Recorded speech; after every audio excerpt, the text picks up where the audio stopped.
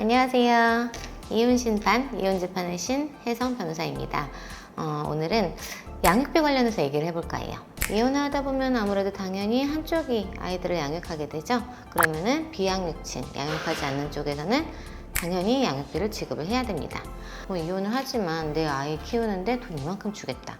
500만 원이든 1000만 원이든 두 사람 사이에 협의된 양육비가 있다면 법원은 이혼 판결을 하더라도 당연히 협의된 양육비를 지급하라고 명합니다. 그런데 협의가 되지 않는다면 그러면 법원은 양육비를 어떻게 결정할까요? 서울가정법원에서 만든 이런 양육비 산정 기준표가 있습니다. 이 기준표에 따라서 어느 정도 기준을 잡아서 그 기준 하에서 금액을 결정하게 돼요. 물론 이게 절대적인 기준은 아닙니다. 그냥 참고 자료에 참고가 되는 표일 뿐입니다. 다만 어느 정도 기준이 있어야만 당사자들도 납득을 할 수 있고 판사도 적당히 결정을 할 수 있으니까요. 그래서 이 기준표를 일단 근거로 산정을 합니다. 부부의 소득을 합칩니다.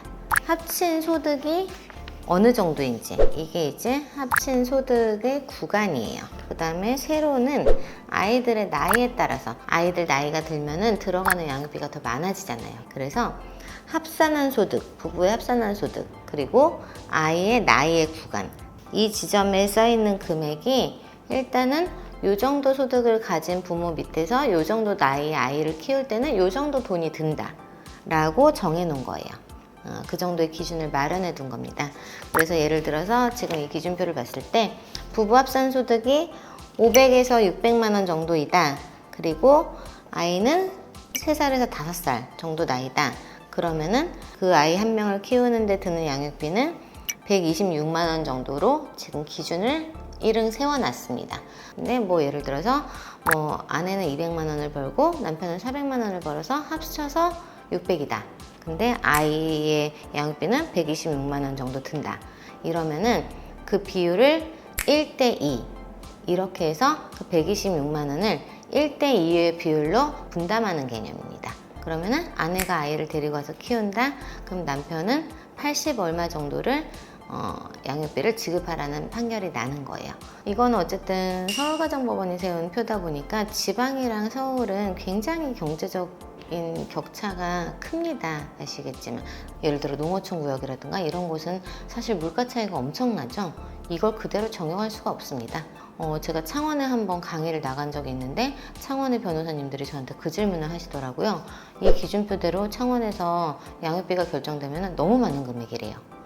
그래서 창원 정도에 되는 대도시도 서울과 이렇게 물가 차이가 많이 나는구나 생각이 들었어요. 근데 또 사실 강남구 서초구에서는 이 표에 따라서 양육비를 정하면 또 너무 적은 금액이라고 하거든요.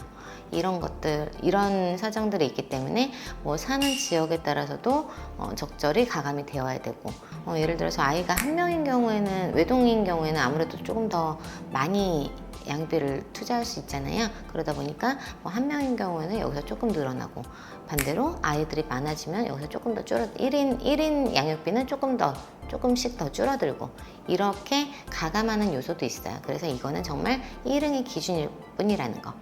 저도 판사할 때 그거보다는 조금 더 지급하는 것으로 했던 것 같긴 합니다. 모든 케이스가 그런 건 아닌데요. 왜냐하면 돈만으로 나누기에는 양육친은 양육을 담당하고 있잖아요.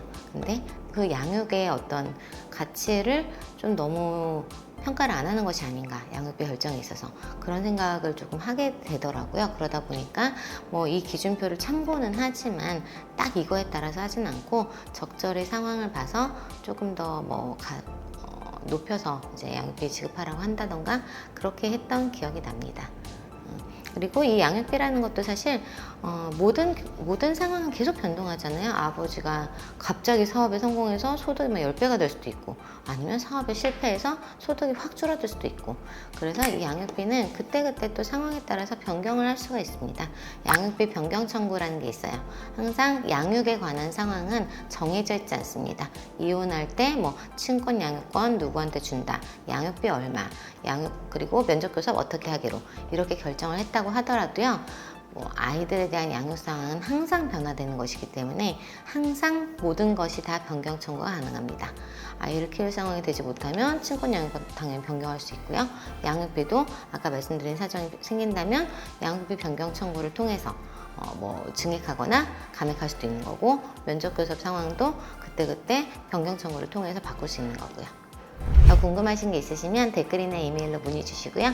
구독과 좋아요, 알림 설정 부탁드립니다. 이혼 심판, 이혼 재판의 신 혜성 변호사였습니다. 감사합니다.